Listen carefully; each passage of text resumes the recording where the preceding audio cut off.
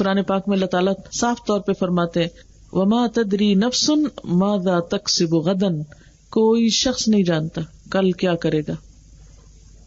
کسی کو نہیں پتا کل کیا ہونے والا ہے اس کے ساتھ، اچھا یا برا، پرسوں کیا ہو اور آئندہ سالوں میں کیا ہو.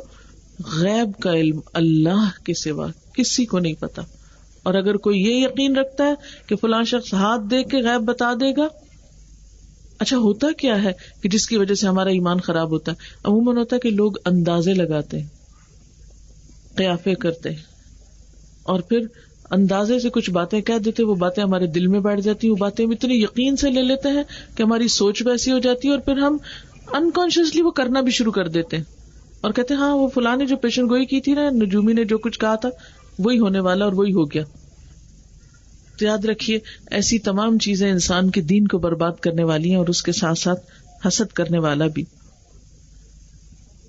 پھر اسی طرح حسد اور بغض اور عناد کا نقصان کیا ہوتا ہے کہ ایسے شخص کی بخشش نہیں ہوتی، اس کے اعمال قبول نہیں ہوتے. آپ صلی اللہ علیہ وسلم نے فرمایا ہر سوموار اور جمعرات کو انسانوں کے اعمال اللہ کے سامنے پیش کیے جاتے ہیں. اللہ تعالیٰ اس دن میں سوائے مشرکین کے ہر ایک کی مغفرت فرما دیتا ہے، لیکن جن دو آدمیوں کے درمیان کینہ کپٹ ہوتا ہے ان کی مغفرت نہیں فرماتا. فرشتوں کو حکم دیتا ہے کہ ان دونوں کو ابھی مغفرت سے چھوڑے رکھو یہاں تک کہ دونوں میل ملاپ کر لیں. اور حسد کی وجہ سے آپ نے دیکھا ہوگا کہ بعض اوقات قطع رحمی ہو جاتی ہے. اچھا آپ دیکھیے کہ عام طور پر یہ ہمارے معاشرے میں دیکھا گیا ہے کہ شادی ہوتی ہے، بعض اوقات شوہر بیوی کو اپنے بہن بھائیوں سے ملنے سے روک دیتے، اچھا بعض اوقات ماں باپ تک سے نہیں ملنے دیتے، حالانکہ یہ قطع رحمی ہے، سخت غلط بات ہے، حرام کام ہے، ایسا نہیں ہونا چاہیے. خون کے رشتوں کے ساتھ قطع تعلق ہی نہیں کی جا سکتی. ٹھیک ہے آپ محتاط رہیں، لیکن آپ بالکل سلام کلام بند، تعلق ختم، یہ نہیں ہونا چاہیے، کیونکہ آپ صلی اللہ علیہ وسلم نے فرمایا اس قوم پر اللہ کی رحمت نہیں ہوتی جس میں رشتوں کو کاٹنے والے لوگ ہوں. اور پھر ایک اور جگہ پہ فرمایا لا يدخل الجنۃ قاطع رحم، رشتوں کو کاٹنے والا جنت میں داخل نہیں ہوگا. اس لیے چھوٹی چھوٹی باتوں پہ ناراض ہو کر خون کے رشتوں کو کاٹ دینا یہ درست نہیں. اللہ کی رحمت سے دوری ہوتی ہے ایسی باتوں سے. اچھا اب آپ دیکھیے کہ کیا وجہ ہوتی، کبھی اگر ہم غور کریں کہ ایسا ہوتا کیوں ہے کہ شوہر بیوی کو، یا بعض اوقات بیویاں بھی شوہر کو کاٹ لیتی ہیں اس کے ماں باپ سے، ملنے نہیں دیتی، سال ہر سال تک ماؤں کو نہیں ملنے دیتی.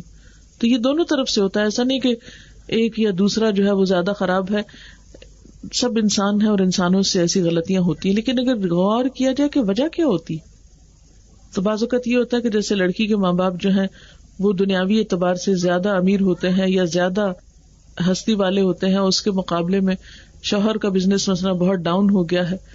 اب وہ کیا ہے کہ اپنی دنیاوی مشکل میں مبتلا ہو کر یا کسی دنیاوی نعمت سے محروم ہو کر ایک احساس کمتری میں مبتلا ہو جاتا ہے. وہ اپنے ایسے رشتہ داروں سے مل کر خوشی محسوس نہیں کرتا جن کو اللہ نے بہت نعمتیں دے رکھی، ان کے مقابلے میں اپنے آپ کو کمتر محسوس کرتا ہے. اب نتیجہ کیا ہے کہ اس کا حل کیا نکالتے کہ آج کے بعد ہم ملیں گے ہی نہیں، ہم آئے جائیں گے ہی نہیں. تو بیچ میں وجہ کیا ہے؟ حسد، کہ آپ کسی کی نعمت دیکھ نہیں سکتے، آپ کسی کی نعمت پر خوش نہیں ہیں، اس لیے آپ کیا کرتے ہیں؟ کاٹ کے ہی رکھ دیتے ہیں، نہ جائیں نہ دیکھیں نہ جلیں نہ کڑیں. لیکن یہ حل تو نہیں ہے، اس سے خوشیاں تو نہیں آتی. کیوں نہیں ہم اس فیصلے کو قبول کرتے کہ یہ اللہ کا فیصلہ ہے؟ اگر کسی کو اللہ نے دیا تو اس نے، اللہ تعالیٰ نے اس کو بھی آزمایا، نعمت کا ملنا بھی آزمائش ہے. اور اگر کسی کے پاس نہیں ہے، یعنی اگر میرے اوپر کوئی ایسا وقت آ گیا ہے یا میرے پاس نعمت تھی اور وہ چلی گئی، تو یہ بھی اللہ کا فیصلہ ہے، اس کو بھی قبول کر لینا چاہیے. اور آپ کو پتا ہے کہ مومن کو تو اگر ایک کانٹا بھی چبھ جاتا ہے تو اس کے بدلے میں بھی اس کے گناہ معاف ہوتے ہیں، کہاں یہ کہ بڑے بڑے نقصانات. تو جس شخص کا اللہ پر بھروسہ ہو، یقین ہو کہ میرے لیے کسی چیز کا فائدہ یا نقصان دونوں اللہ کی طرف سے ہے، اور اگر کوئی وقتی تکلیف بھی آ رہی ہے تو اس میں بھی کوئی بہتری اور بھلائی ہے، تو ایسی صورت میں انسان کم از کم دنیا جاتی ہے، دل کا اس کا چین تو نہیں جاتا، وہ اس کو تو نہیں جانے دیتا. پھر اسی طرح یہ کہ حسد منافقت کی علامت بھی ہے. بعض اوقات انسان دل میں تو سخت ناراض ہوتا ہے اور اوپر سے خوشامد کر رہا ہوتا ہے یا خوش ہو رہا ہوتا ہے، حالانکہ وہ دل سے خوش نہیں ہوتا. دل کے اندر کچھ اوپر سے کچھ، یہ منافق کی علامت ہوتی. پھر آپ صلی اللہ علیہ وسلم نے فرمایا مومن رشک کرتا ہے اور منافق حسد کرتا ہے.